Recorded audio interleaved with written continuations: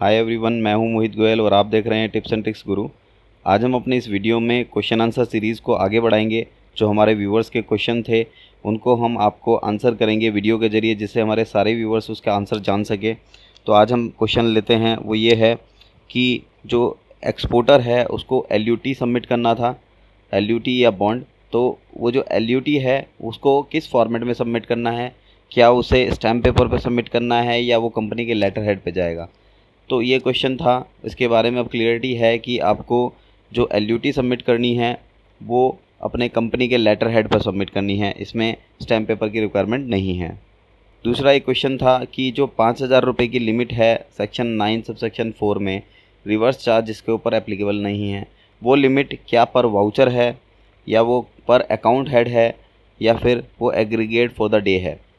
यानी एक कन्फ्यूज़न है कि ये 5,000 की लिमिट यूज़ कैसे करनी है। तो इस 5,000 की लिमिट के लिए आपको बता दें कि ये 5,000 की लिमिट पूरे दिन के लिए लिमिट है, ना तो ये पर वाउचर है, ना ये अकाउंटिंग हेड है, ये टोटल एक्सपेंडिचर की एक दिन की लिमिट है। यानी आप किसी भी हेड का खर्चा कर सकते हैं, आप टोटल पूरे दिन में कितने भी पर्सन को पेमेंट कर सकते हैं, लेकिन वो टोटल मिलाकर 5,000 रुपये से ज़्यादा नहीं होना चाहिए। आइए तीसरा क्वेश्चन जो लेते हैं वो ये है, जो व्यूवर्स को एक कन्फ्यूजन चल रहा है कि रिवर्स चार्ज के टैक्स में आपको अपने नाम में इनवॉइस काटना है, यानी सेल्फ इनवॉइसिंग करनी है। तो क्या अब हर केस में आपको इनवॉइस इशू करना ज़रूरी है? क्योंकि रिवर्स चार्ज में आप टैक्स भी जनरेट कर रहे हैं, प्रॉपर टैक्स जमा भी करा रहे हैं और रिटर्न में उसका डाटा भी क्लियर दिखा रहे हैं, क्या तब भी आपको इनवॉइस जनरेट करने की मैंडेटरी रिक्वायरमेंट है? तो इसका आंसर है यस। प्रोविज़न में क्लियरली मेंशन किया गया है कि आपको रिवर्स चार्ज में जो टैक्स पे कर रहे हैं अंडर सेक्शन 9 सबसेक्शन 4, वहाँ पर आपको इनवॉइस जनरेट करना है। यानी सेक्शन 9 सबसेक्शन 3 इनवॉइस जनरेट करने के लिए नहीं कहता। तो यानी जो आप टैक्स सेक्शन 9 सबसेक्शन 3 में पे कर रहे हैं वहाँ पर आपको इनवॉइस जनरेट नहीं करना है, लेकिन जो टैक्स आप सेक्शन 9 सबसेक्शन 4 में जनरेट कर रहे हैं वहाँ पर आपको इनवॉइस जनरेट करना मैंडेटरी है। एक बड़ा ही इंटरेस्टिंग क्वेश्चन जो सामने आया है कि मोटर व्हीकल जो पैसेंजर को ट्रांसपोर्ट करने के लिए है उसका क्रेडिट नहीं मिलेगा। तो यानी जब आपने कोई कंपनी में व्हीकल ऐसा परचेज़ किया पैसेंजर ट्रांसपोर्ट का, उसका क्रेडिट आपने अवेल नहीं किया, लेकिन कुछ समय बाद जब आप उसको सेल करेंगे तो क्या आपको उसके ऊपर GST पे करना होगा?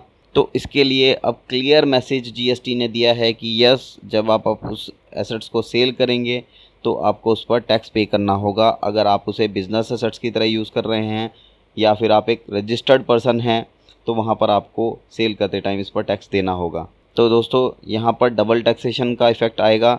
यहाँ पर परचेज़ करते टाइम जो टैक्स था उसका क्रेडिट नहीं मिला, लेकिन जब सेल करते टाइम है आपको उसका टैक्स फिर से देना होगा। तो यहाँ डबल टैक्सेशन हो रहा है। तो लेकिन प्रोविज़न में ऐसा ही है, आपको उस पर टैक्स पे करना होगा। एक क्वेश्चन आ रहा है टेक्सटाइल ट्रेडर्स का कि क्योंकि उनका पहले जो प्रोडक्ट था वो एग्जाम्प्ट हुआ करता था, तो वहाँ पर जो स्टॉक है उनके पास वो एग्जाम्प्ट आइटम के स्टॉक हैं, लेकिन अब GST में उनके प्रोडक्ट पर टैक्स लग रहा है। तो ये क्वेश्चन बन रहा है कि जो स्टॉक उनके पास एग्जेम्प्टेड पड़ा है, क्या उस स्टॉक पर रिवर्स चार्ज में अभी टैक्स जमा कराना होगा?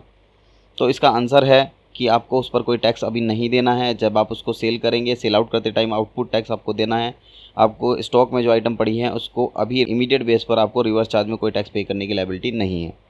एक और प्रैक्टिकल क्वेश्चन जो सामने आया है वो ये है कि GST की जो रिवर्स चार्ज की लायबिलिटी है वो क्या कैजुअल लेबर जो हमने लगाई हुई है प्लांट में या किसी काम में, उसके ऊपर भी रिवर्स चार्ज में टैक्स देना होगा? तो यहाँ पर हम आपको बता देना चाहते हैं कि GST एम्प्लॉयर एम्प्लॉई रिलेशनशिप वाले सर्विस पर नहीं लगता है। यानी अगर आपने कैजुअल लेबर हायर की हुई है तो वहाँ डायरेक्टली आपका कैजुअल लेबर के साथ एम्प्लॉयर एम्प्लॉई रिलेशनशिप है, तो वहाँ पर आपको उसके ऊपर GST पे नहीं करना है।